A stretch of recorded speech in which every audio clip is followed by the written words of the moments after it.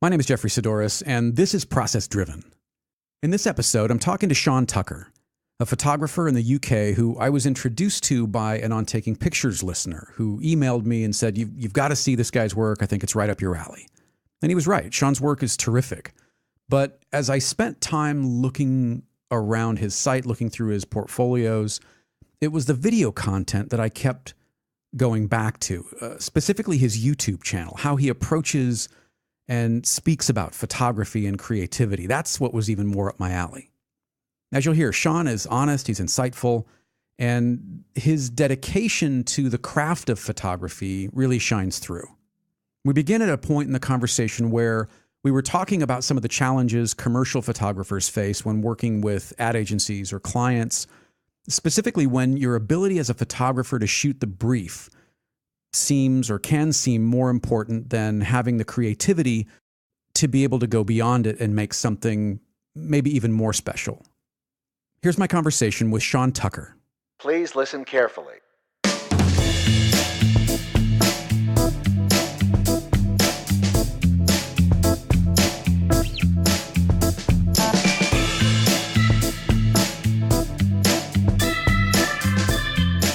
This up as well is gone are the days of, well, just go shoot what you want and bring back something good. Yeah. You know, you're given a brief, you're given probably a very detailed brief, and their only concern, especially if you're working with an ad agency, is can you shoot the brief? Yeah, absolutely. And I think most people don't have time for you to be creative with that. They've already know exactly what they want, and it's probably lowest common denominator shit usually that they want quickly. And they won't let you taking the time to make it better than it could be or better than their brief is a luxury you usually don't have. Mm-hmm. I've found that's the frustration, which is why you can only really do that with your own work. And then if you've got your own work, I feel like you can say, you hire me because you saw this thing, but this took me all of this time, and I had to do it this way. So if you want something similar, you have to give me space to do that again. You can't, right. It's not just a formula. You can't just knock it out quickly. When you're thinking about personal projects, do you give yourself a brief, as it were, or do you let things kind of form more organically? More organically, I think, because I definitely know. I know what I want to feel when I look at the image. That's where it's which is weird for me because I'm definitely sort of on the personality spectrum. I'm more on the thinking side than the feeling side. But looking at a photograph, you should have an emotional response. So I start with that. So like for this mentor one, like I want to do, for example, like I know that I want to feel, I want to see lines in faces, and I want to feel age and wisdom that comes with that. And think of times in my life when I'm lost and someone was there to talk you through it, and like what a breath of air that is. Like that's what I want to feel. And I know what I want that to say about the fact that I think we're losing that in a very individualistic world, that we're losing kind of our elders and all this sort of stuff. Sure. I don't want to be heavy handed with it, but all this stuff's going on in the back of my head. Like that's important. But also, I try and stay loose with it because I find that you go in with that and then you come out with something that's flavored a bit different because of something that happened or what happened during shooting, and you have to be open to that as well. So just not to be too rigid with it, I suppose, Mm-hmm. How detailed do you get in terms of one of the other things that you mentioned in, again, I've watched so many of your videos, I'm not sure which one's which now, but I think it was Taking Aim. Yeah. Where you were talking about when you're trying to find your voice as a photographer to create mood boards. And I love the idea of mood boards. I've used them for years. Do you still find those valuable, or have you gotten to a point where you can see it enough in your head? No, I love it. I mean, it's I think if I think of an idea that I like, the first thing I have to do is go out and just look at what other people have done in that space. And it's because it will show me what the direction I'd like to go, but also the direction I definitely don't want to go. Sure. Plus also hopefully it will stop me just repeating what other people have done. Going like, well, they've already done that better than I would do it, or with that exact thing I wanted to do. So I need to adjust it or find something fresh to say. So that for me, and then just throwing just a mix of that up there. I know what each image is in there for and why. It can just be messy. Just throw it all in a folder and just sift through it, And I find that super helpful. Yeah. Some photography is really strengthened by some sort of context, whether it's written context or the context of multiple images to provide kind of a framework of where the photographer was coming from. Do you find that your single images are stronger, or do you find that sort of multi-image or story-based projects are stronger? At the moment, it's single images because I haven't really done much story stuff. It's what I want to do, and I don't know if I yet know how to do it very well. So it's, I mean, for me, narrative is really what gets me excited. That's what I want to end up doing, but I don't get hired for that work. So I get hired a lot for the single shot, for the portrait or the headshot or the, if it's product photography, it's you, like you said, it's a very specific brief. You go in and do it. But the only kind of story stuff I've done is off my own bat, and it hasn't been as narrative as I'd like that to be yet as well. So I think there's a lot for me to still learn and discover in doing that. But definitely, like if you're asking sort of what excites me about it, that's where I want to be. Because the single shot, as powerful as a portrait can be, and I do love portraits for just what they are on their own, specifically, like the storytelling kind of docu style, even if it's got kind of a gloss to it as well, but just something that makes you feel like you're in a place and things are happening and you're experiencing something like Sure. That's what really gets me going. Yeah. Well, you talk about people like McCurry and Salgado as some of your influences. Salgado's work, I mean, to my eye anyway, is just as much portraiture as it is reportage or documentary. Absolutely. Totally. Yeah. I mean, he's one of those guys who, like, I mean, I feel like most of what he does, I mean, he's an incredibly gifted photographer, no question. But I think a lot of what makes him great is the fact that he's got the balls to go, and then he's got the patience to stay and just watch. And because of who he is, he's a very he's a very open human being, who's just able to be in that context.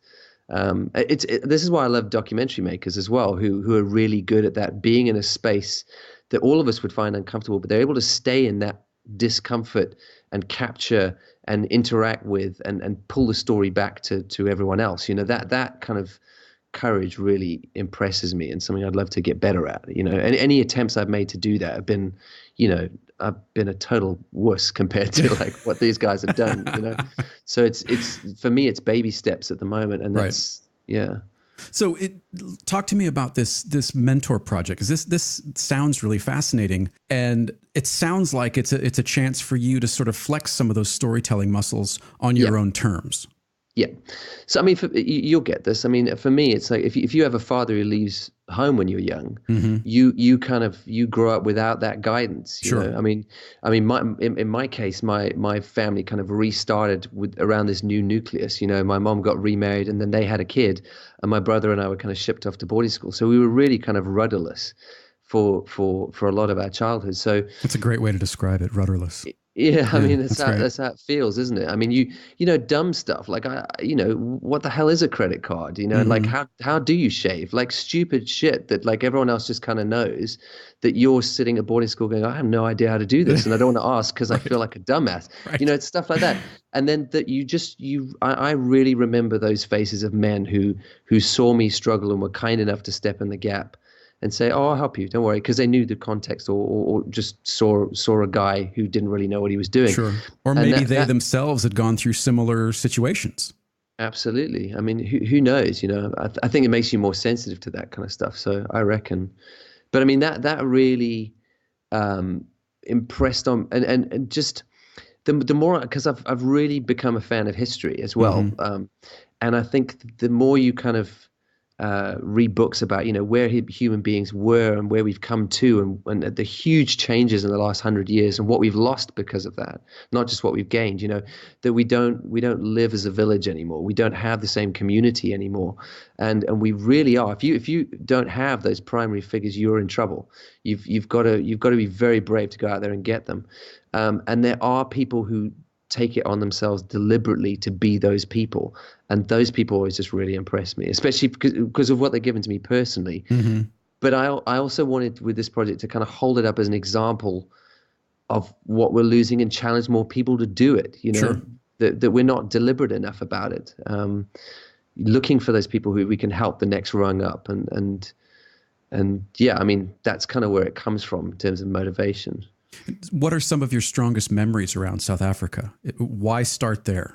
Well, I'll give you the three guys in particular. So they're all kind of, because obviously, I came through the church. So there was a guy, the first guy was I'd left high school, and especially not having this family situation, I jumped into the whole church thing at a point because there was this group that traveled around the country straight out of high school. Sure. Well, and a sense of built-in community that you were missing, right? Absolutely. I mean, it's on a plate. Yeah. We were 24 people, 24 teenagers, basically, like teenagers in early 20s, who were traveling around in a minibus around the country, spending a week in a town, putting on shows. I mean, that's an amazing experience. It was a cool time. And this was the guy who was in charge of those teams, and that's the first guy, and he was so even back then he was so unchurchy. He was nothing like what you'd expect someone, and that really like, he was very irreverent. He wouldn't package things nicely. He'd be very honest with you in ways that you'd really struggle to get, and I could feel like he obviously saw me being lost and made a special effort with me as well. And so he's probably that first guy. There was another guy when I was at seminary, when a lot of us, our world just starts to fall apart, because it's funny, like, if you want to be a pastor, don't go to seminary, because it fucks you up like, properly. Because I mean, we had amazing lecturers, and they'd be like, we were very lucky in the place we were. I mean, they were all fired before I left because they weren't producing pastors anymore. We were all running out the back door going, this is ridiculous. And they were good about saying, we're not going to give you the answers. There's a world out there, and there's a library downstairs. Go read, come back, and let's all talk about it as a group. And this guy in particular, this one guy,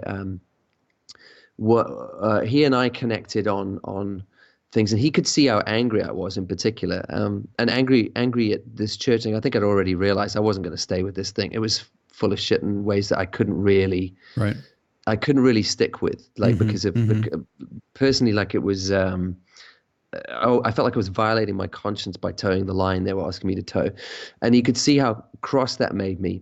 And I mean, the one day with him, the biggest day with him, was sitting down in his office, and I'd written a paper because I was involved mostly in youth work at the time, and on a paper that was quite angry about how the church that I was a part of, the denomination, wouldn't allow us wouldn't allow, because I used to put on music events, and a lot of teenagers used to come. We used to have 1,000, 2,000 kids, wow. And they were from all different denominations, and I was getting into shit because of that, because now kids from other denominations are going to warp our kids. And I'm just like, just shut the fuck. What are you on about? And I'd written this whole paper about this. It's just bullshit. This has nothing to do with anything important. How ridiculous is this? And he sat me down and he said to me, he said, he didn't say, yes, you're right, or, no, you're wrong. He just said to me, he says, you sound very angry. I think you need to learn to grieve humanity. Which was such learn to grieve humanity. I know, and I'm like, he's one of these guys. We used to joke behind the scenes, like, he's just one of these guys who would drop these incredibly deep sentences that would just screw you up for a month because it would haunt you. You know, I mean, what did he mean? The first time we had, because you have to have interviews to go to the seminary as well. So we go in for these interviews, and someone else would ask you, well, which church have you come from? How are you getting sponsorship? What work do you plan to do while you're here? All the rest of it. And he'd ask you, I think his classic question was, who wounds you? Oh, I'm wow. going, are you serious? Like, wow. What am I supposed to? This is like, yeah. So he's one of those guys. But he just, I mean, that really struck me for so many reasons. Just because, like, it was, I'm angry, but who am I angry at? Like, I'm not actually angry at people, because these are also people who are as screwed up as I am, sure, who are as hurt and scared as I am, looking for answers to the same questions. Exactly. And they're also like, their ego terrified, like they have to protect their situation, and I might be a threat on some level. And it was, I'm probably 22, 23 at that point, going like, everyone's out to get me and they're all perfectly secure and I'm just trying to find my way and this is so unfair. Actually going, no, we're all the same. And it was such a everything snapped into focus moment of going, wow, we are all the same. We're all screwed up, and it's something to grieve over, not get angry at. We're all just messing this up hugely. So he was that guy. And then the other guy was when I finally got fired from my second church and decided I'm never going back to this. He was a counselor I picked up the phone to go and kind of decompress all this stuff, who I kind of went to for a good 6 months. And he just helped me decompress it all and realize I wasn't nuts, and that was really, because that was, I'm one voice. Rather than shame you for it. Exactly. Yeah.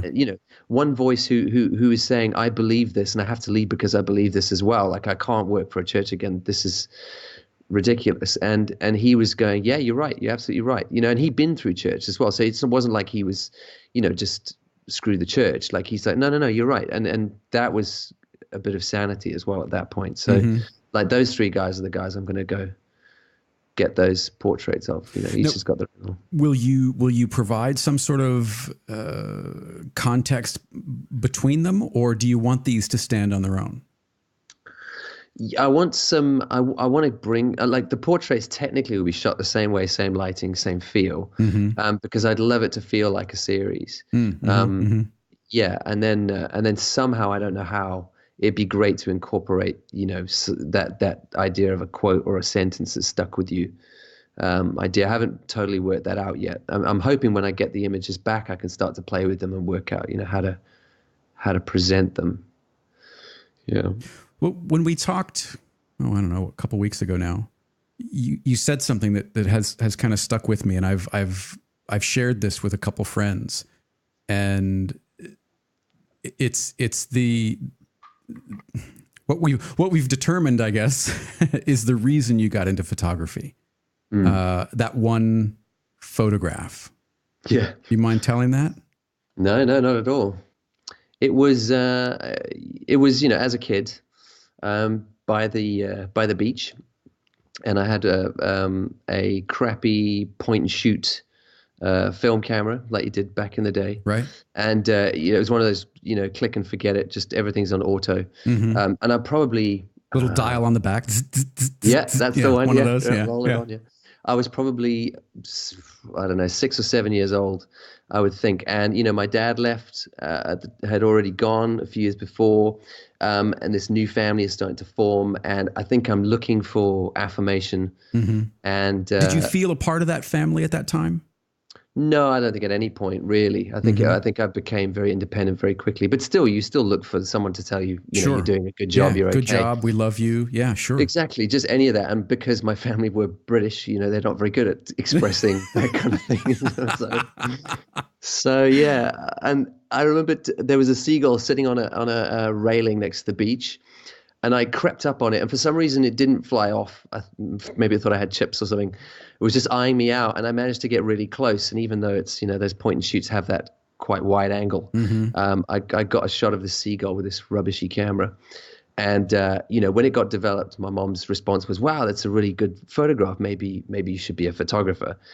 And that was enough, really. I think that was everything, right? I mean, that was the affirmation that had never come before.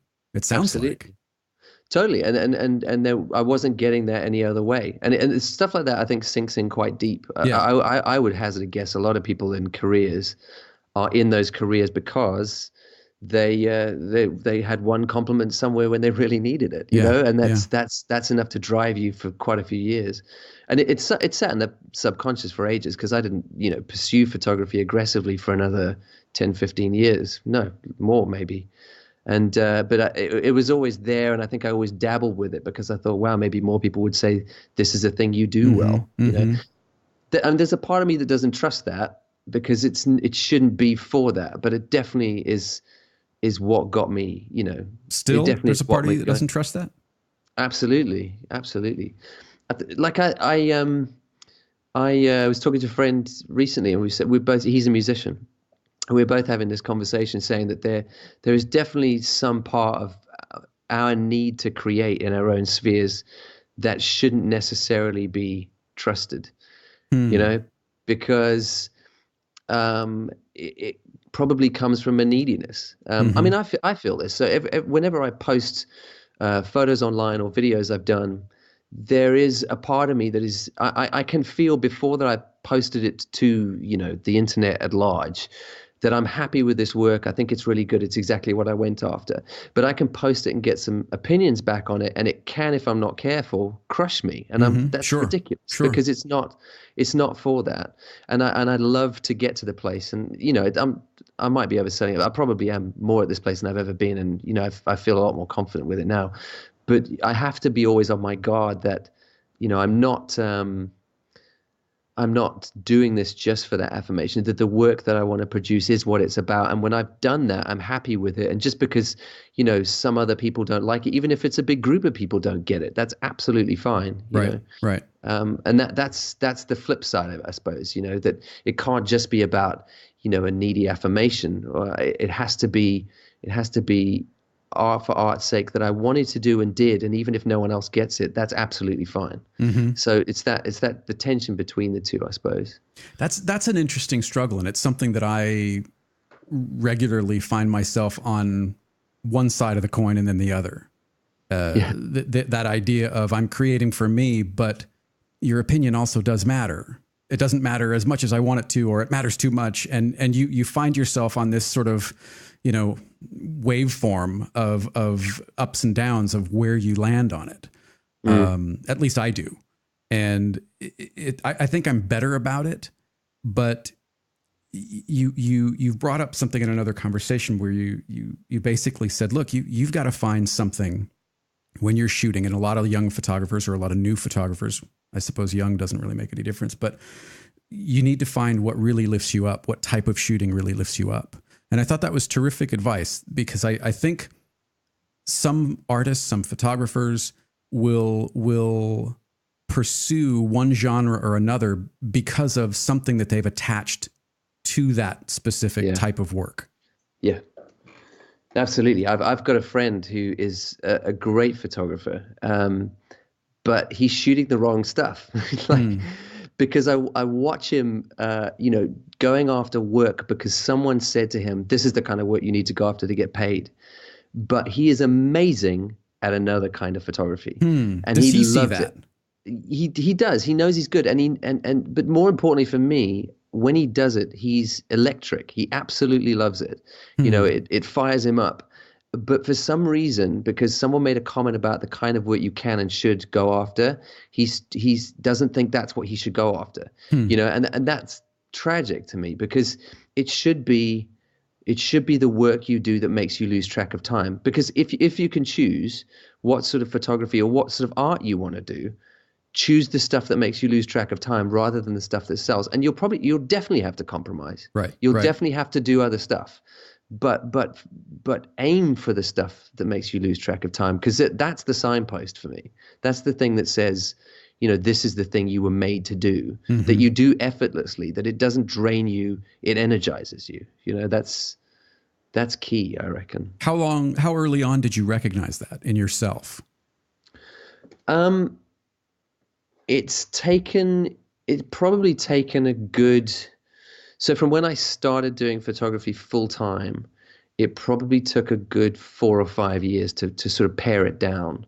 And I think probably because I didn't yet realize that I could choose, as ridiculous as that sounds. Like I was so obsessed with trying to, daring to believe that I could pay bills with a camera, that I didn't realize I could choose what I wanted to shoot as well and aim for that. It was just being, business headed about what sells, what should I try for, instead of trying to put it all in one basket and say, well, let's go for that. Did you have those conversations with yourself about, okay, I know I want to make money with a camera. How am I going to do it? Oh yeah. I mean, but like I say, it was so business driven at the start. It was, I will take any job I can with a camera that pays the bills, and you have to do that. There's no question that that's a practical situation. But I stopped there for a long time and thought, okay, I am making money with a camera in hand. That's fine, done. That's it. And then I just shoot the stuff on the side that I like to shoot. And it took ages to go, why don't I embarrassingly long to realize, like, why don't I? In fact, just a week ago is when you Yeah, came. exactly. Yeah. Just before you called, I had a revelation.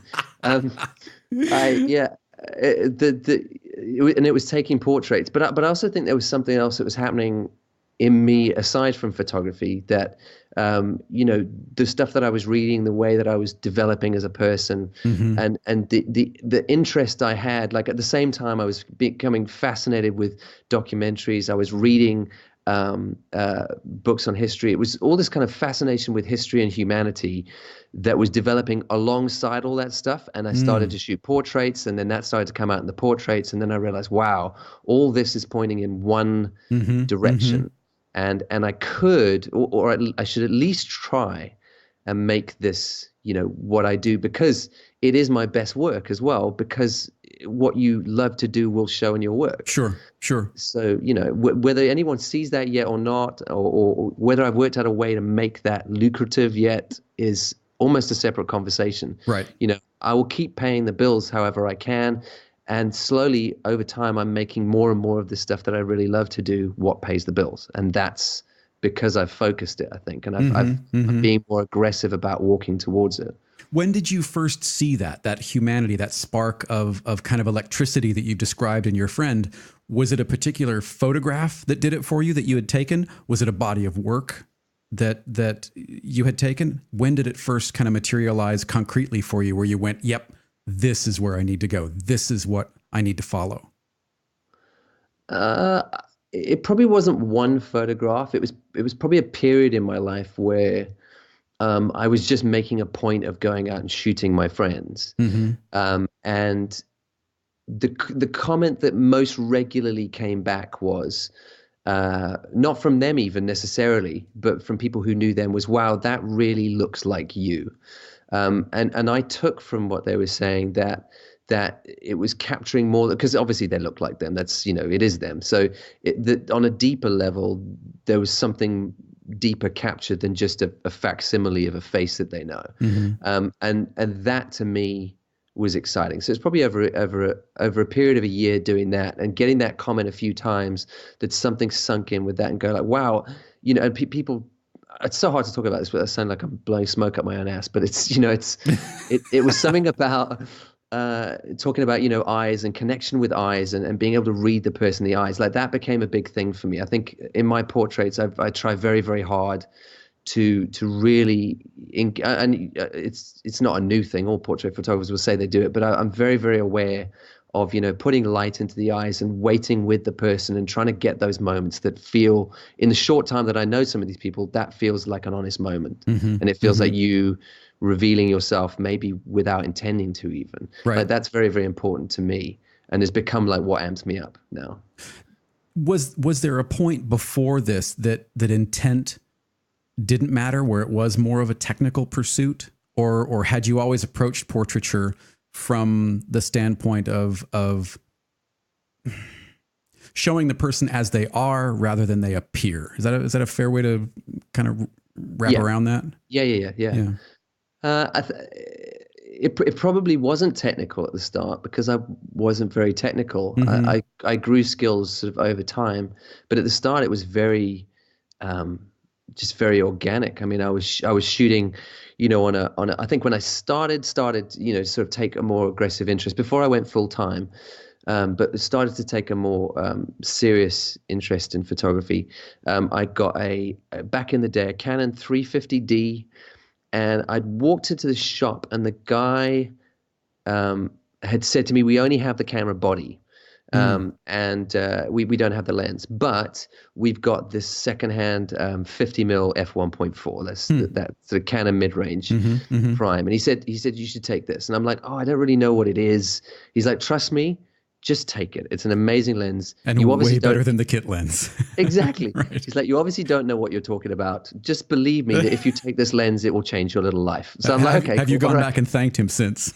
I haven't, but I really should. Yeah.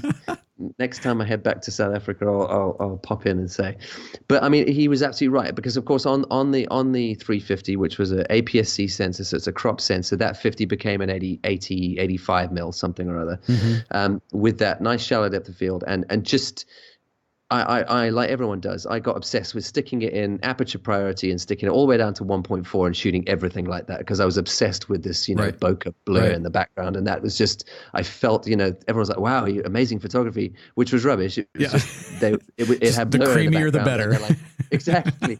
And their camera doesn't have blur. And they're like, well, that must be great photography then. It's like, no. That's just shallow depth of field. And I mean, so when I had that, it was very organic shooting. It was just, a lot of it was wrong. A lot of it was like, I'd focused on, because I'm shooting 1.4, the tip of the nose is in focus instead of the eyes or whatever, or the hair at the back. I didn't even care. It was just great to feel like you're catching those moments. And the technical almost came later, when I realized, wow, at the same time as I'm losing one job and starting freelancing photography, I was like, wow, okay, if I'm going to make this what I do, then I need to kind of learn it properly. And then I got very serious about sort of training myself up and learning all the technical side. Mm-hmm. Has it become, barring being in focus, has it become aesthetically different over the years? Or has a style was your style always there? It just emerged sort of in hindsight? I think it was. Mm-hmm.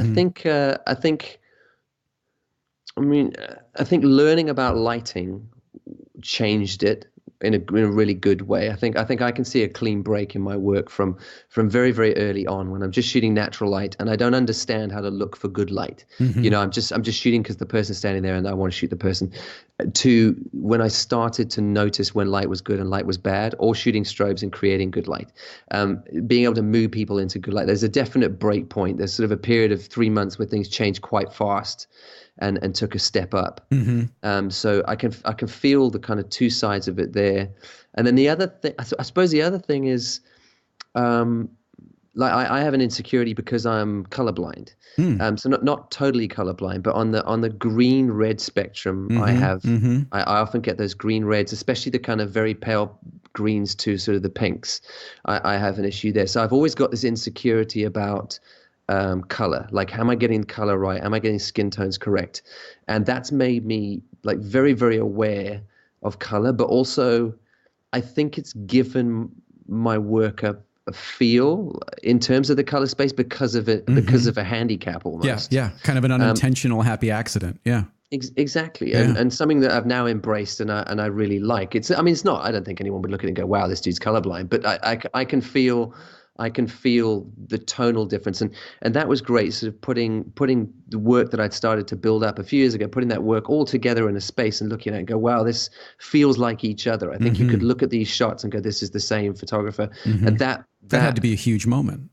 Yeah, absolutely. Yeah. That made it feel like, wow, I have an offering. I have a consistency, like which is a big part of it. I think anyone can take a good photograph by accident, but can you do it every time you go out? And that made me feel like, have a confidence to go on jobs and go, I know I can do this every time. Was a big moment. Yeah. One of the questions that comes up from listeners on taking pictures a lot is around style and this idea of developing a style and whether you should or shouldn't emulate your heroes, or whether you should or shouldn't deconstruct or attempt to deconstruct them.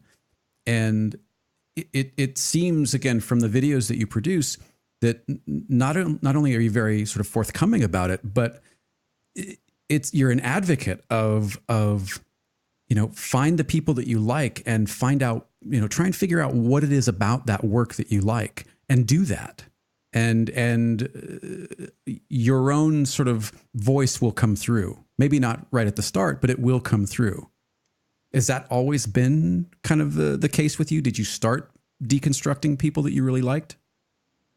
Yeah, definitely. I think it's the only way you really learn. I understand why people are scared of it or suspicious of it, because it's, well, you might just be plagiarizing someone else's work. But let's be honest, when you're starting out trying to copy Salgado, you are going to screw it up. There's you're not in any danger of going, wow, that looks like Salgado's work. There is no way that's going to happen. So don't worry about it. Relax.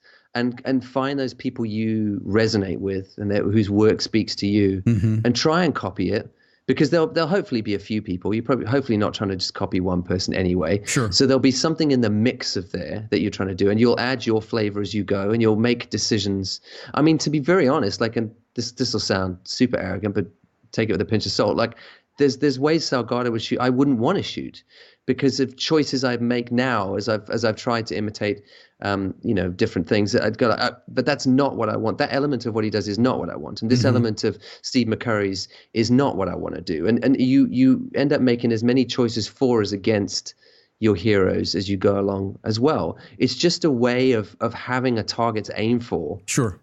Rather than just pretending like you can walk out with a camera and, ex nihilo, just come up with a style. Right. Is probably, I'm sure some people are virtuosos and they can do that. I'm not. Like, I needed to put those heroes in front of me and walk towards something and fail and fall on my face and over and over again. And a style came out of it that is now definitely none of them, but is a part of all of them. Absolutely. Because it's given me that direction to walk. I think it's really key to do that. And I mean, it started with me, funny enough, with music documentaries, like, because I used to be a musician. I used to have a band back in South Africa, and I would completely deconstruct music DVDs. I would watch everything everyone was playing, how the different voices and instruments in a song made up the whole, and what part they were playing on their own. And that's the thing. That from a teenager, I would devour those. I'd love them. All my DVDs were just live music DVDs. And then I applied the same when I got to photography in sort of my early mid-20s. I applied the same thing to photography as well. I loved, there was one blog, what was it called? Which was really great, called guestlighting.com, I think. And this guy took famous portraits through the years, and he basically put up the portrait, and then he would guess how they were lit with a lighting diagram below. Would get you to sit and comment as well and say what you thought. And again, like that kind of deconstructive mentality, putting up things that we know are great photography and then pulling it apart, helped me to see good light in that case, and learn how to recreate good light. And it's just that it just gives you a massive toolbox, It doesn't make you copy a person. I don't think anyone who gets to the stage where they start getting good at what they do is still copying their heroes. It's really just for those first 5 or 10 years or whatever to get you on the right road. I think is good. Well, and you can't discount changing tastes and just your own personal growth as a photographer. I mean, you are a fan of Joey L, as am I. But if you look at Joey's work that he did when he was 16. It's very different than what he's doing now. It was Forget still about that. good. It's annoying. It's really annoying that he was doing that at 16. Yeah, I mean, that's good. making soft boxes out of like cardboard boxes and sheets and whatnot. Yeah, but there's he has spent the last whatever many years, decade plus, pulling and pinching and borrowing influence and letting things inform his work until his style has emerged or his style has become at least where it is right now. And 10 years from now, his and yours as well is probably going to be different. Absolutely. Because that's part of it. And his work's a really good example, actually, because he's a guy who's shooting for National Geographic and, big campaigns and all the rest of it. And his work there is great, and it's definitely his style, and you can feel it. But you can feel the direction he's going in his work when he's gone to Varanasi to shoot the holy men, or he's gone to to embed with the Kurds, and or gone to Syria to shoot with the fighters there. Like, you can feel that's the direction his work is going when he's able to go on his own time, his own money, and be his own thing. And that's and funny enough, like when you look at that, it's less technical. It's less about showing off about I know all this stuff or I've got all this fancy stuff. It's far more about him going with a camera and seeing what he gets, and the stuff that he gets is amazing. It's breathtaking. It's got a real it's a really good mix. It's super earthy, but it's also got it's got a slightly surreal shine to it because he's often lighting stuff, but it feels incredibly natural still. And the humanist quality to it is beautiful. I think he's a special dude. Yeah. I've really enjoyed watching how his, not only his skill, but how his interests have evolved. Starting out with kind of indie bands and skate culture and that kind of thing. And now, as you said, embedded with fighters in, God knows where. Mm. but bringing this sort of humanness to his photographs in spite of it, or maybe in contrast to it, you know? It's been really a pleasure to watch that. Yeah. So you ask somebody in one of the videos, you ask, what do you want to be known for? I feel like it's going to get thrown back in my face. So, Sean. Bring it. Yeah. How do you decide what that is? I mean, how do you look back and go, I mean, because it's almost, you know, we go back to Picasso a lot when we talk about creativity, because he was just such an explosive creative force. And I wonder, I don't know enough about his life or his personality to know, is he remembered in the way that he wanted to be remembered? Could he possibly see around that corner of how he was going to be remembered? And in the same way, how we never know how people are going to react to our work, what we put out into the world. So how do you gauge and how do you sort of guide your creativity towards being remembered or known or sought out for X? I think it's evolving. Let me say that first, because it's definitely not set in stone. But I suppose it's funny enough at the moment, a mix between the photography that I love to do and the video work that I'm doing. That I would love to be known as somebody who celebrates humanity, that shows the best side of us, and shows the breadth and diversity that we are. Like, that's something I'd love my work to speak about. And it doesn't yet, and that breaks my heart, but that's what I'm working towards. And talk about how we are with each other. Back up for a second. Yeah. What do you mean it breaks your heart? Well, that it's not there. Like, if I look at my website, there's images there that are good images technically, and I'm proud of them from a technical point of view. But oh gosh, it's going to sound harsh. They feel a bit empty, to be honest. Like, a lot of them feel a bit soulless. You know, I know why I'm taking that shot. I know who's asking me to take that shot. I know what that shot's about, and it's probably just naked promotion. And I don't want my life to be about, you know, just money making or capitalist promotion. Or I want it to be about something a lot grittier and earthier than that. And I feel like if I go to my website, it doesn't yet say that, although it's getting closer, right, all the time, because I'm being more deliberate about putting that in there. Well, you said something a couple weeks ago when we spoke, and I wrote it down because it just stuck with me. And you said, I don't want to be known for shooting well-lit photos of pretty white people. Yeah, exactly. Yeah, that's exactly what I mean. So I have no issue shooting models, you know, who need stuff, or actors for their portfolios or headshots or whatever. I mean, that is work I like, and I don't look down on it at all. Sure. But I don't want that to be what I'm known for, because I think that's easier work to do. It's very, very easy to shoot a good model. It really is. Like, if I don't screw the lighting up and she comes with her A game and stands there and goes through a bunch of her poses, she knows exactly how to do that, and I know how to do my side, and it's often pretty effortless, to be honest. It's not a struggle. But if I go, like I did with this recent trip to Namibia, if I go and I'm sweating through 43-degree heat and getting stuck in a 4x4 in the middle of nowhere in soft sand, right, and eventually getting to a village and then having to struggle with language barriers and losing your drone in the desert. Oh, almost cried.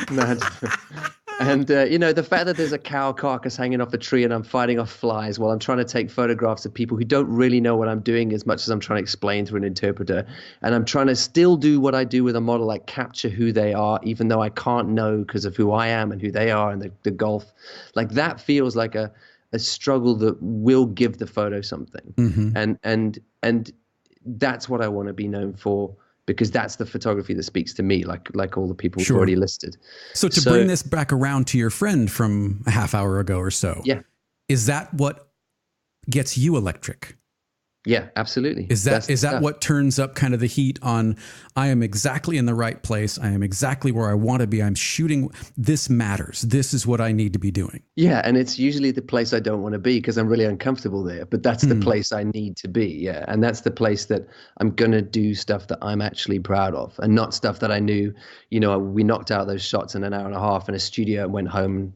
That was it. This was something that meant something to me and to them, hopefully. And it says more than like, look how pretty I am and please hire me to go in your next advert. It says, look at these human beings who you may never interact with, who don't look like you, and maybe understand more about the world and humanity, and that feels like a better message than buy this product. It's all that kind of, I feel like I'm waffling a bit, but it's all that kind of stuff. Mm-hmm. Mm-hmm. And was it that way from the beginning? It sounds a bit preachy. No, it doesn't. It doesn't. It's there. There's a clarity to it that is absolutely inspiring. And it sounds like that was kind of the next thing. Is it sounds like it's been there from the beginning. That there are phases in which you've known you had to pass through. Yeah. You sort of like you've got to get through the tornado to get to the eye. Yeah, exactly. I've always had that in me, but yeah, it's sort of developed through being a pastor at one stage and working with young people, and then coming out of that and never wanting to do that particular thing again, but having that same passion again. That went nowhere. It was just the context was wrong. And now wanting to help other photographers get better and wanting my images to help. If they can help people, that would be amazing. But even if they can just challenge human beings to think about themselves and other people, that would be enough. It's all the same drive coming out in different ways. If that makes sense. Wow. Who knew? Well, yeah, it haunts me. You seem to be, though, in a spot that's very clear. I mean, you seem to have a very insightful sort of take on where it is you want to go. And I think it definitely comes through very strongly in the channel trailer for your YouTube channel, where cool. you've actually come out and said, look, this is what I want to show you. This is what I want from you. This is what I want to bring to you. And I'm not going to do this every week.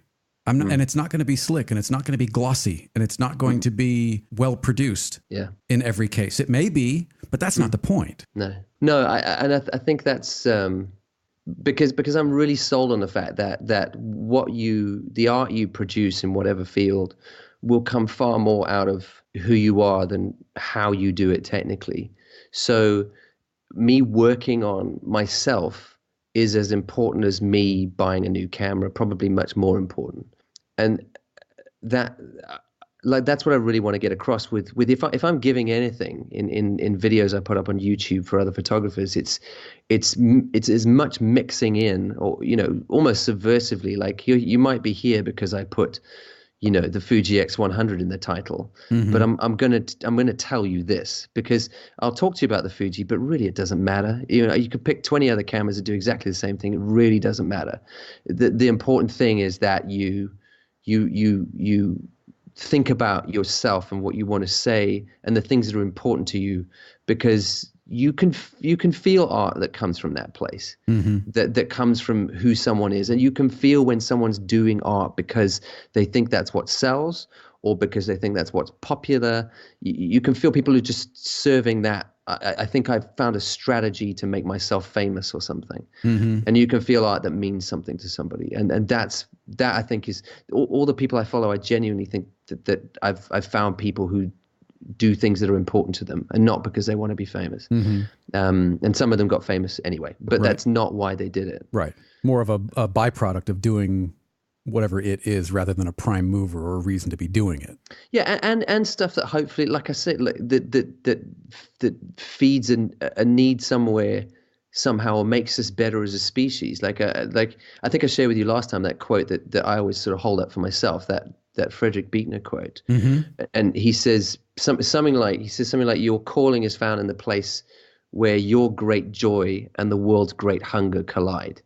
And that's a big one for me. Yeah. It's what's the thing that I love to do that makes the world a better place somehow. Mm-hmm. And if I can find that sweet spot, and that's probably a very messy process, but if I find that sweet spot, that's it. Like that's what I was made for, I think. Mm-hmm.